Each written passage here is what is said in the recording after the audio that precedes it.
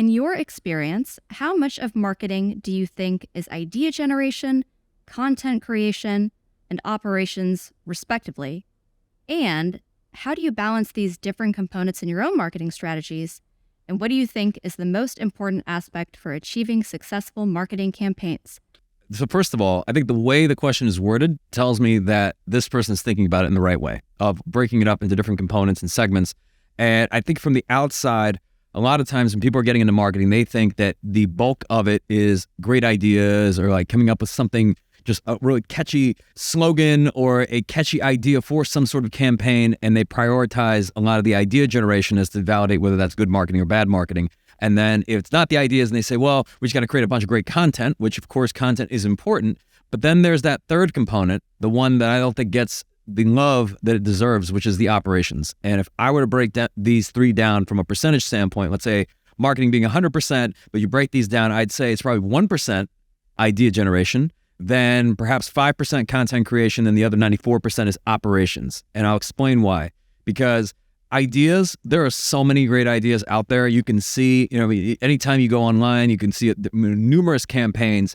It's not difficult to have a great idea. I mean, in this case, you can see what other law firms are doing. You can ask ChatGPT. You can brainstorm. You don't have to be the first to do anything. You can actually put your own spin on something. So the idea generation, I don't know that that's, there's a huge value to that. Although, don't get me wrong, a great idea is a great idea, but a great idea poorly executed never leads to a successful campaign. So then there's the content piece, when you're creating the content. But now, I think even just in recent years, content in some ways has become somewhat commoditized where you can produce so many different pieces of content, and that's not the barrier to entry that it once was, right? So you see people joining TikTok or putting out like stories and reels and YouTube shorts and all these different things that they're filming on their phones. Like, content is relatively simple to do. I mean, you could even start a podcast and start recording episodes and put a podcast out there and do it either relatively low cost or even free. Right? I forget the name of the app out there, but it's like a free app that you can use to actually, you can record your whole podcast on there with a guest and you can put it out there on the internet. So that's the content piece. Now, there are differences between, good content and bad content, but that to me is also sometimes subjective in the sense that there's times where candid content filmed on your phone could be better if you're putting up like a TikTok, for example. And then there's times where something that's better produced and perhaps more high quality, whether it's for like a TV commercial or it goes on your website or is something that you're going to run for a continuous period of time, that is a reflection of your firm's brand, right? So you want to make sure you get the lighting right. You want to make sure you get the sound right, all of that. But the piece that I don't think gets the love that it deserves, like I said, is the operations. And that's really where I believe the rubber meets the road. If I look at our marketing team and our marketing department, if you look at just the amount of content we put out, everything from a podcast episode every single week for 3 years straight, we have vlogs, video bits, like content, graphics, quote cards, all these things happening, like going out on every social platform every single day. It's probably 20 pieces of content at least every single day on every social platform, maybe 100 posts a day at least. Who knows, right? On top of that, you got millions of emails going out every single week, all those, and it happens consistently every day, every week, every month. That is an operational function.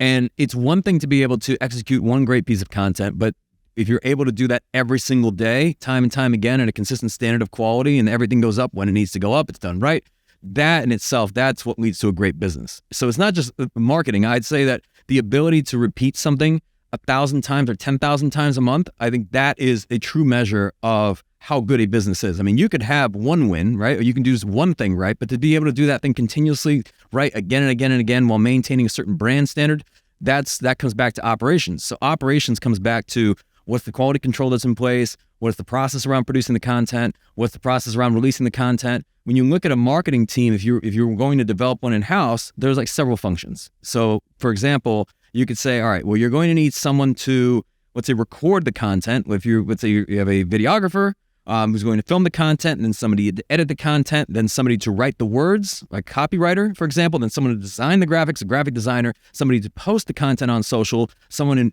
let's say an ad buyer, media buyer, in paid ads to actually put placement behind said content, somebody in data and analytics from a reporting standpoint, a project manager to run all those things, and just making sure that all of this runs cohesively time and time again. That's a lot of functions working together. So when you look at it that way, you say, well, what's the most important thing? And I like things that can repeat and be on a rhythm. Like when we put out our first podcast episode, that didn't get nearly the consumption that our 150th podcast episode will. And the only reason the 150th one does so well is because the 149 would precede it would be released on a consistent cadence. Every single podcast episode that goes out to every podcast platform. There's show notes with every single one. There's quote cards. There's the graphics and the media package we send to our guests that are also on the podcast. There's the vlogs that go on it. There's the emails that go out, and it happens every single time. And that's just one initiative. We're just talking about the podcast. We're not talking about any of the other 100 things that are going on. So when you're looking at your marketing, I would really evaluate it from the standpoint of how good is our marketing operation, because those that have built really great marketing functions are very strong operationally.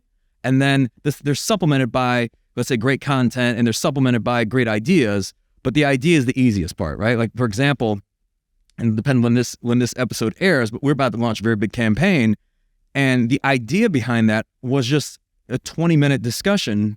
But then the 99.9% of the work that came after that to actually make it a reality, that in itself, I think that's where the magic is. Not so much in the idea, but rather in the execution of said idea.